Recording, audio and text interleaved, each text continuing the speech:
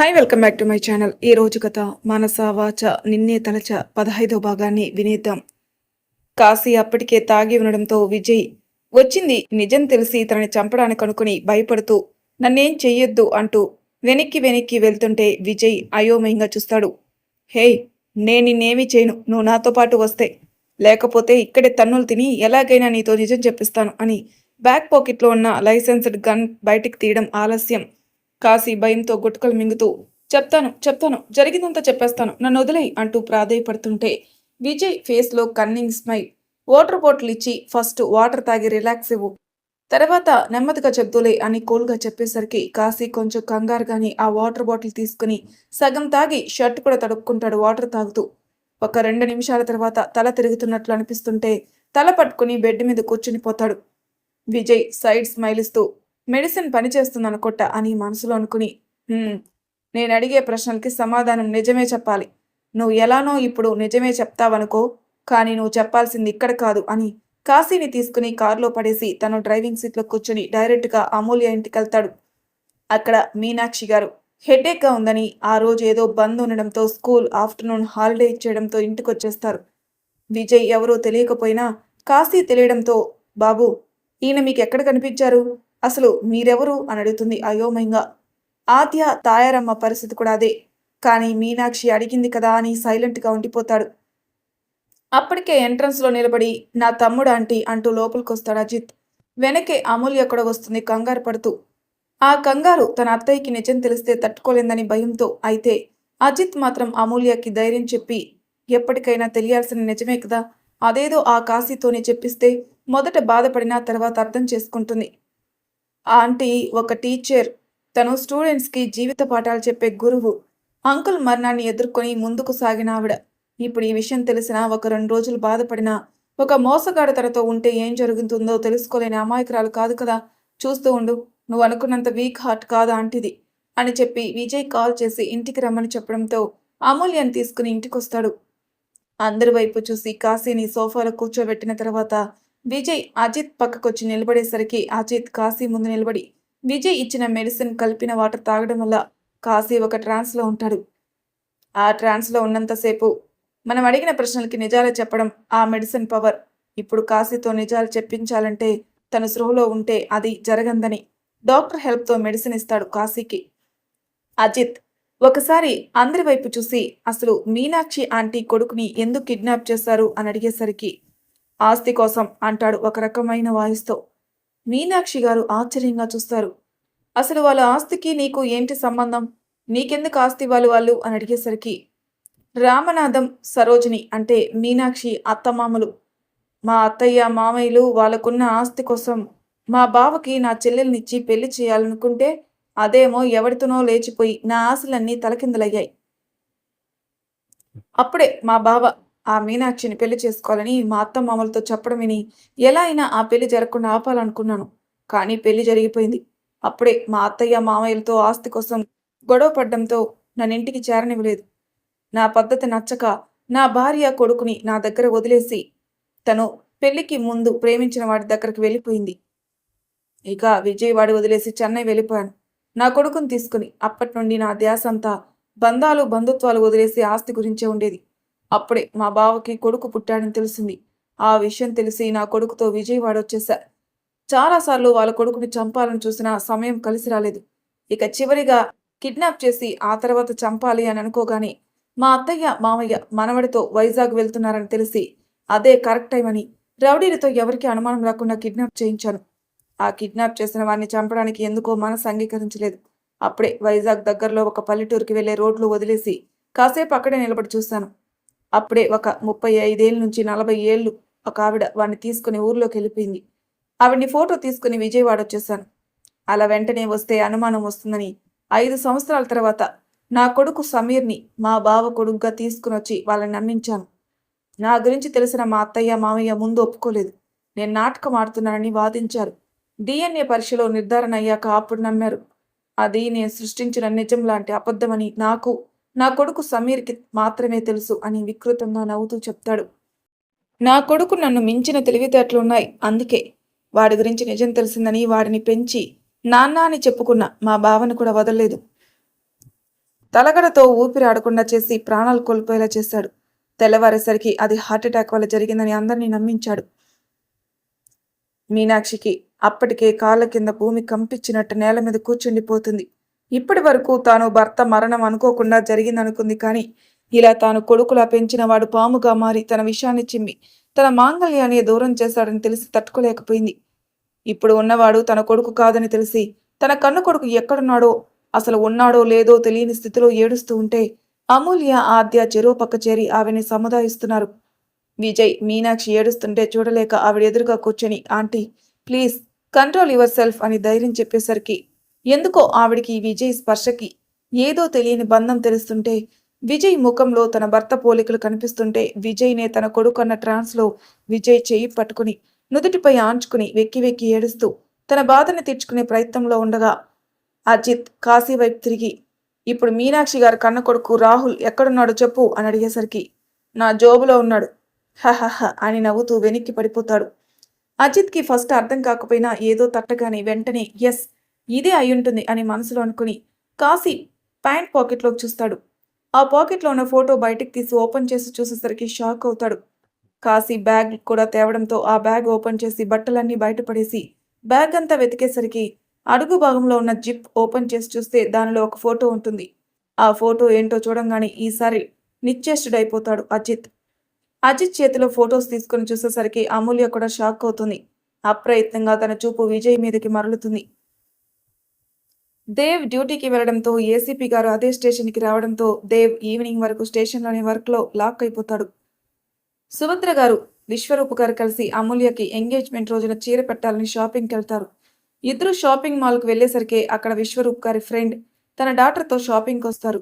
Sari section వైపు చూసేసరికి విశ్వరూప్ గారు కనిపించడంతో నవ్వుతూ కూతుర్ని తీసుకుని హాయ్ విశ్వ అని పిలిచేసరికి వెనక్కి తిరిగి హాయ్ మురళి, నువ్వు కూడా షాపింగ్కి వచ్చావా అని పక్కకు చూసి హే నిత్య, నువ్వు కూడా వచ్చావా అని అడిగేసరికి చిన్నగా నవ్వుతూ ఫార్మాలిటీ హగ్గిచ్చి ఎస్ అంకుల్, ఫ్రెండ్ మ్యారేజ్ ఉంది, నా దగ్గర శారీస్ ఏం లేవు, అందుకే షాపింగ్కి వచ్చాం అని చెప్పి సుభద్రాని చూసి హలో ఆంటీ అంటూ నవ్వుతూ హగ్ చేసుకుని వదిలేసరికి ఎవరా అని ఆలోచిస్తున్న సుభద్ర చిన్నగా నవ్వుతూ హలో నిత్య అంటారు కొంచెం మొహమాట పడుతూనే. ఆంటీ, నేనెవరో మీకు తెలియదు కానీ మీరు నాకు తెలుసు, అంకుల్ మీ గురించి చాలాసార్లు చెప్పారు అనగానే ఆశ్చర్యంగా చూస్తూ ఉంటే మీరు అంకుల్కి చాలా సపోర్ట్ చేశారంట కదా బిజినెస్ కోసం, మిమ్మల్ని ఎప్పుడు కలుస్తానా అని వెయిట్ చేస్తున్నా, ఫైనలీ ఈరోజు టైం కలిసింది అనగానే విశ్వరూప్ గారు నిత్య తలనిమురుతూ సుభా, నిత్య ఇంతే, ఎవరితోనైనా ఇట్టే కలిసిపోతుంది, మురళికి బిజినెస్లో సపోర్ట్గా ఉంటుంది, కొత్త పాత ఉండదు, ఎవరినైనా ఇట్టే తన వైపు అట్రాక్ట్ చేసేస్తుంది అనగానే సుభద్రకు కూడా నిజమే అనిపిస్తుంది. ఆ కొద్ది క్షణాలకే నిత్య అంటే ఒక పాజిటివ్ ఫీలింగ్ కలుగుతుంది. మురళి గారు ఎప్పటి నుంచో అడగాలి అనుకున్న నిత్య గురించి ఆలోచిస్తూ ఆగిపోయారు. కానీ ఉదయం పెళ్లి మీద అభిప్రాయం అడిగేసరికి మీ ఇష్టం డాడీ అని నవ్వుతూ చెప్పేసరికి రిలీఫ్ ఫీల్ అవుతారు. అందుకే ఇప్పుడు ఇద్దరు కలిసి రావడంతో ఇదే కరెక్ట్ టైం అనిపిస్తుంది మురళి గారికి. నిత్య, నువ్వు వెళ్ళి నా కోసం మంచి షర్ట్ చూడు, నేను అంకుల్ ఆంటీతో మాట్లాడొస్తాను అనకని బుద్ధిగా తలూపి బాయ్ ఆంటీ, బాయ్ అంకుల్ అని చెప్పి నవ్వుతూ జెంట్స్ సెక్షన్కి వెళ్తుంది. మురళి గారు సుభద్రాని చూసి బాగున్నారా చెల్లెమ్మ అని అడిగేసరికి వరుస పెట్టి పిలిచారని సుభద్ర గారు కూడా బాగున్నాను అన్నయ్య గారు అని సమాధానం చెప్పడంతో మురళి గారు మనసులోని చెల్లెమ్మ విశ్వ చెప్పినట్లు సౌమ్యంగానే మాట్లాడుతుంది అనుకుని విశ్వ, నేను మీ ఇద్దరితో ఒక ముఖ్యమైన విషయం మాట్లాడాలి అని అడిగేసరికి బిజినెస్ గురించి అయితే మీరిద్దరూ మాట్లాడుకుంటూ ఉండండి అన్నయ్య గారు, నేను నిత్య దగ్గరికి వెళ్తాను అని ఒక అడుగు వేసేసరికి చెల్లెమ్మ ఆగండి, నేను చెప్పేది మీరు కూడా వినాలి అనగానే అడుగు వేయడం ఆపేసి వెనక్కి తిరిగి చూస్తుంది. విశ్వరూప్ గారికి కూడా అర్థం కాదు ఏం మాట్లాడాలనుకుంటున్నారు అని. అంతే, ఇంపార్టెంట్ అయితే ఇంటికెళ్ళి మాట్లాడుకుందాం మురళి అని చెప్పేసరికి తప్పకుండా వస్తాం విశ్వ, కానీ ఇప్పుడు కాదు, నేను చెప్పింది విన్నాక మీ అభిప్రాయం చెప్తే అప్పుడు వెళ్దాం అందరం కలిసి అంటుంటే సరే పద అటువైపు వెళ్ళి కూర్చుందాం అంటూ చైర్స్ వైపు వెళ్ళి కూర్చున్నాక ఇప్పుడు చెప్పు మురళి, ఏంటి విషయం అని అడుగుతాడు. ఫస్ట్ ఎలా చెప్పాలో తెలియక తడబడినా ధైర్యం చేసి విశ్వ, నిత్య గురించి నీకు తెలుసు కదా, తనకి పెళ్లి చేయాలనుకుంటున్నాం, మ్యాచెస్ చూస్తూ ఉంటే అన్నీ అబ్రాడ్ నుండే ఉన్నాయి, నిత్యని ఇక్కడే మాకు దగ్గరలో ఉండేలా చేయాలని అనుకుంటున్నాను, అందుకే మీ అబ్బాయికి నిత్యనిద్దామని అనుకుంటున్నాను, మీ అభిప్రాయం చెప్తే మనం స్నేహబంధం బంధుత్వంగా మారుతుందా లేదా స్నేహంగానే మిగిలిపోతుందా అని డిసైడ్ అవ్వచ్చు అంటూ సుభద్ర గారి వైపు చూసేసరికి అన్నయ్య గారు, మా పెద్దబ్బాయి అజిత్‌కి మ్యాచ్ ఫిక్స్ అయింది. ఇంకో 2 డేస్‌లో ఎంగేజ్‌మెంట్ కూడా ఉంది అనగానే, మురళి గారు నవ్వుతూ, అయ్యో చెల్లెమ్మ, నాకా విషయం తెలుసు. నేను నిత్యని ఇవ్వాలనుకుంటుంది మీ చిన్నబ్బాయి విజయ్‌కి అని చెప్పడంతో సుభద్ర గారు ఆశ్చర్యంగా చూస్తారు. విశ్వ గారు భార్య మనసులో ఏముందో అర్థం చేసుకుని, మురళి, అజిత్ పెళ్లి గురించి కూడా ఇంకా ఏం అనుకోలేదు. ఇక విశ్వ అయితే ఒక 2 ఇయర్స్ వరకు పెళ్లి టాపిక్ తీసుకురావద్దని ఖచ్చితంగా చెప్పేశాడు మాతో విజయ్. నువ్వు అడుగుతున్నావు కాబట్టి ఒకసారి విజయ్‌తో మాట్లాడి చూస్తాను. ఫైనల్ డెసిషన్ మాత్రం విజయ్‌దే. సారీ మురళి, నేను నీకు మాట ఇవ్వలేకపోతున్నాను అనగానే, ఇట్స్ ఓకే విశ్వ. వాళ్ళకిష్టం లేదంటే మనం ఏమీ చేయలేం కదా! కాకపోతే విజయ్‌ని నేను చూస్తున్నాను కదా! అందుకే అడిగాను. ఎంగేజ్‌మెంట్ హడావిడంతా అయ్యాక తర్వాతైనా విజయ్‌తో మాట్లాడి చెప్పు నాకు అనగానే, ష్యూర్ మురళి అని నవ్వుతూ చెప్పి హగ్ చేసుకొని వదిలేసరికి, ఓకే. మీరు షాపింగ్ చేయండి. ఐ హావ్ టు గో అని చెప్పి సుభద్ర గారితో కూడా చెప్పి నిత్య దగ్గరికెళ్లారు. ఏవండి, అన్నయ్య గారితో అలా ఎందుకు చెప్పారు? నీ భయం అర్థమయ్యి అలా చెప్పాను సుభా. విజయ్ మన రక్తం కాకపోయినా అజిత్‌తో సమానంగానే చూస్తాం. పిన్నికి, విజయ్‌కి సంబంధించిన వాళ్ళెవరో తెలుసని, ఒకసారి చూస్తే గుర్తుపడుతుందని నిన్న మాటల మధ్యలో చెప్పింది కదా! రేపెప్పుడైనా వాళ్ళొచ్చి విజయ్ కావాలంటే, ఏవండి అని బాధగా పిలిచేసరికి, మనం ఒప్పుకోవడం కష్టంగా ఉన్నా అదే నిజం సుభా. విజయ్ ఎప్పటికీ మనతోనే ఉండడం అసాధ్యం. తన వాళ్ళెవరో తనకి తెలియనంత వరకే మనతో ఉండేది. మనల్ని తన తల్లిదండ్రులు అనుకునేది. రేపెప్పుడైనా మనం ఊహించినవి జరుగుతాయని ఊహ తెలిసిన తర్వాత విజయ్‌కి నిజం చెప్పి పెంచాం. అందుకే వాడికి మన మీద ప్రేమ ఎక్కువ. ఎప్పుడు లేనిది ఇప్పుడే ఎందుకు ఇదంతా మాట్లాడుతున్నానని అనుమానం నీకు రావచ్చు. ఎందుకంటే విజయ్ కుటుంబం వైజాగ్‌లోనే ఉంది సుభా. నాకు ఇందాకే ఆ విషయం అజ్జు కాల్ చేసి చెప్పాడు. ఇప్పుడు మురళి నిత్యని మనింటికి కోడలుగా పంపించి విజయ్‌ని అల్లుడుగా చేసుకోవాలని అనుకుంటున్నాడు. విజయ్ ఐడెంటిటీ అంటే విశ్వరూప్, సుభద్రల రెండవ కొడుకని మాత్రమే తెలుసు కానీ నిజం తెలీదు కదా! ఆ విషయం చెప్పడానికి ముందు విజయ్‌ని ఒక మాట అడిగి, తనకు నిత్యని నచ్చితేనే మురళితో నేను మాట్లాడతాను అనగానే, ఏవండీ, నేను మన విజయ్‌కి నందినితో పెళ్లి చేయాలని అనుకుంటున్నాను. మా తమ్ముడు ఎలానో ఇంకో 10 రోజుల్లో ఇక్కడికి వస్తాడు కదా అనగానే, వద్దు సుభా, నందినికి విజయ్‌కి సెట్ అవ్వదు. అండ్ నీ తమ్ముడికి విజయ్ అంటే ముందు నుంచి ఇష్టం లేదు అనగానే సుభద్ర గారు సైలెంట్ అయిపోతారు. ఆద్య ఆరాటంగా ఆ ఫోటోస్ తీసుకుని చూడంగానే విజయ్ గారు, మా అత్తయ్య కొడుకా అని కళ్ళు పెద్దవి చేసి చూస్తూ అరుస్తుంది. ఆ మాటకి మీనాక్షి గారితో అక్కడున్న అందరూ షాక్ అవుతారు. వెంటనే ఆద్య ఫోటో వెనక్కి తిప్పి అందరి వైపు చూపించి, కావాలంటే మీరే చూడండి నానమ్మ, ఇతని అత్తయ్య మామయ్యల కన్న కొడుకు అనగానే, ఒకసారి ఇలానే నమ్మి కొడుకుని రాహుల్ విషయంలో మోసపోవడంతో ఈసారి సాక్ష్యం కోసం విజయ్ షర్ట్ వైపు చూసేసరికి, నే నేను మీ కొడుకునా అని ఒక్కో మూట కూడా తీసుకుంటూ అడుగుతారు విజయ్. ఎందుకంటే కాశీ చెప్పిన మాటలు సుభద్ర వాళ్ళు తన చిన్నప్పుడే చెప్పిన మాటలు గుర్తుకొచ్చి, అమ్మా అంటూ మీనాక్షి కాలు పట్టుకుని కంటతడి పెట్టుకునేసరికి మీనాక్షి గారు పేగుబంధం తెలియడంతో విజయ్‌ని పైకి లేపి, నీకు నీకు వీపు మీద పుట్టుమచ్చుంది కదా అని అడిగేసరికి విజయ్ షర్టు విప్పుతుంటే అమూల్య, ఆద్య పక్కకి తిరుగుతారు. అజిత్ వారిద్దరికీ అడ్డు నిలబడతాడు.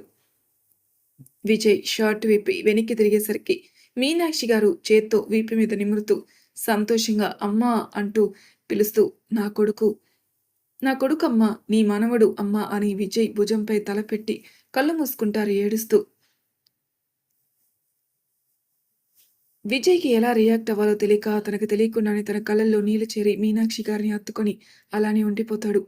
కాశీకి స్పృహ రావడంతో అక్కడ సిట్యుయేషన్‌ని చూసి ఇంకా అక్కడే ఉంటే తనని చంపినా చంపేస్తారని ఊహించి మెల్లగా అక్కడి నుంచి జారుకోవాలనుకుని గుమ్మం దగ్గరకొచ్చేసరికి దేవ్ చేతికి చిక్కుతాడు. వెనకే విశ్వరూప్, సుభద్ర, గౌతమి గారులు ఉండడంతో గౌతమి గారు కాశీని చూసి, ఎన్ని సంవత్సరాలైనా కాశీ ముఖంలో మార్పు రాకపోవడంతో పాటు తన ముఖంపై కత్తికాటు ఆనవాలు ఉండడంతో గౌతమి గారు, విశ్వ, ఆ రోజు విజయ్‌ని వదిలేసింది ఇతనేరా, నాకు బాగా గుర్తుంది ఇతని ముఖం అనగానే హాల్‌లో ఉన్న అందరూ గుమ్మం వైపు చూస్తారు.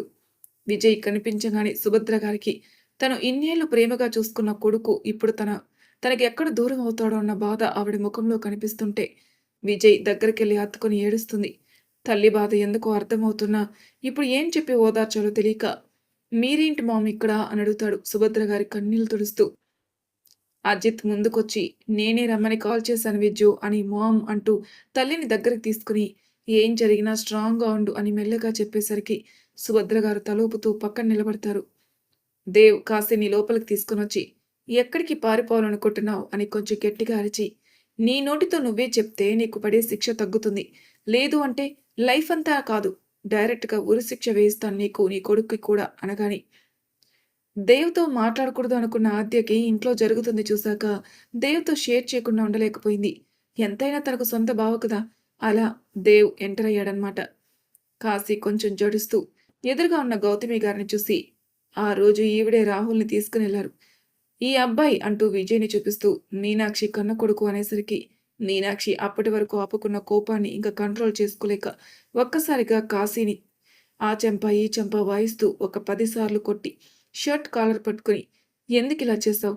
నా బిడ్డను మాత్రమే కాదు, నా భర్తను కూడా ఎందుకు నాకు కాకుండా చేశావు? అంటూ వెనక్కి తోసేసి ఏడుస్తూ కూర్చుండిపోతే సుభద్ర, అమూల్య, ఆద్య ముగ్గురు మీనాక్షి గారిని పట్టుకుంటారు. విజయ్ ఎంత వాళ్ళ దగ్గర పెరగకపోయినా తల్లి, తండ్రి అనే బంధం ఉండడంతో తండ్రి చావుకి కారణం వాళ్ళే అని తెలిసి తన కోపాన్నంతా కాశీ మీద చూపిస్తూ కొడతాడు. అజిత్ విజయ్‌ని ఆపుతాడు. విజయ్ అజిత్‌ని హగ్ చేసుకుని ఏడుస్తుంటే వెన్ను నిమురుతూ కామ్ డౌన్ విజ్జు. ఇంకా కొడితే వాడు చచ్చిపోతాడు. వాడు చేసిన పాపాలకి తగిన శిక్ష అనుభవించాలి అంటూ దేవ్ వైపు చూస్తాడు. ఆద్య అప్పటికే విజయ్ కాశీని కొడుతుంటే భయంతో దేవ్ చేతిని పట్టుకుని వీపుకి తలవాల్చేస్తుంది. కాశీ తనంతట తాను చేసిన తప్పులు ఒప్పుకోవడంతో దేవ్ ఇన్స్పెక్టర్ని కూడా తీసుకొని రావడంతో స్టేషన్‌కి తీసుకుని వెళ్ళమని కాశీని అప్పగిస్తాడు. కాశీని బయటికి లాక్కెళ్తుంటే దేవ్ వైపు చూస్తూ నా కొడుక్కి ఇదంతా తెలిస్తే ఎవరిని ప్రాణాలతో వదలడు, అందరినీ చంపేస్తాడు అని గట్టిగా అరిచేసరికి ఆద్య దేవ్ షర్ట్‌ని చేతిలో బిగించేస్తుంది భయంతో. కాశీతో వాడు కూడా నీ వెనకే స్టేషన్‌కి వస్తాడులే, వెయిట్ చెయ్యి అని కూర్చో అని సీరియస్‌గా చెప్పేసి ఇన్స్పెక్టర్‌కి సైగ చేయడంతో తలూపి కాశీని తీసుకుని స్టేషన్‌కెళ్ళిపోతారు. ఆద్యని వెనక నుండి తన పక్కకు తెచ్చుకుని తనకి మాత్రమే వినిపించేలా నాలాంటి పోలీస్ ఆఫీసర్‌కి కాబోయే భార్యలా ఉన్నావా అసలు నువ్వు? అని సూటిగా అడిగేసరికి ఆద్య తను చెప్తుంది తన రూపురేఖల గురించేమో అనుకుని తల దించేసి నీ అంత అందంగా లేకపోయినా నేను బాగానే ఉంటాను దేవ్ అని చెప్పేసరికి ఉఫ్! అంటూ ఒక నిట్టూర్పు విడిచి నేను చెప్పేది ధైర్యం గురించి. నువ్వు ఏదేదో ఊహించుకొని డిస్టర్బ్ అవ్వకు అని తనని తీసుకుని ముందుకొచ్చేసరికి గౌతమి గారు, మీనాక్షి, తాయారమ్మతో ఆ రోజు విజయ్‌ని వాళ్ళింటికి తీసుకుని వెళ్ళినా తన ఉద్యోగంతో విజయ్‌ని చూసుకోకపోవడం కుదరదని ఏం చేయాలని ఆలోచిస్తూ ఉంటే అప్పుడే సుభద్ర గారు రావడం, అజిత్ ఒక్కడే కావడంతో విజయ్‌ని కూడా తనే పెంచుకుంటానని గౌతమి గారిని ఒప్పించడం. గౌతమి గారు సుభద్ర గారితో విజయ్ పెద్దయ్యాక తనకు సంబంధించిన వారు ఎవరైనా వస్తారేమో అని, అప్పుడు విజయ్‌ని ఖచ్చితంగా వాళ్ళ దగ్గర నుండి పంపించాలి కాబట్టి సుభద్ర గారి దగ్గర మాట తీసుకుంటారు. విజయ్‌ని అజిత్‌తో సమానంగా చూస్తానని నాకు నమ్మకం ఉంది కానీ, వారిని దత్తత తీసుకోవాలనే ఆలోచన రాకూడదు. అలా అయితేనే విజయ్‌ని తీసుకుని వెళ్ళమని చెప్తుంది. మరి తర్వాయి భాగంలో ఏం జరుగుతుందో నెక్స్ట్ ఎపిసోడ్‌లో తెలుసుకుందాం. అంతవరకు నా ఛానల్ సబ్స్క్రైబ్ చేయని వాళ్ళు ప్లీజ్ సబ్స్క్రైబ్ చేసుకోండి. లైక్ చేసి షేర్ చేయండి. మీ అభిప్రాయాలను కామెంట్ రూపంలో తెలియజేయండి. Thank you for listening.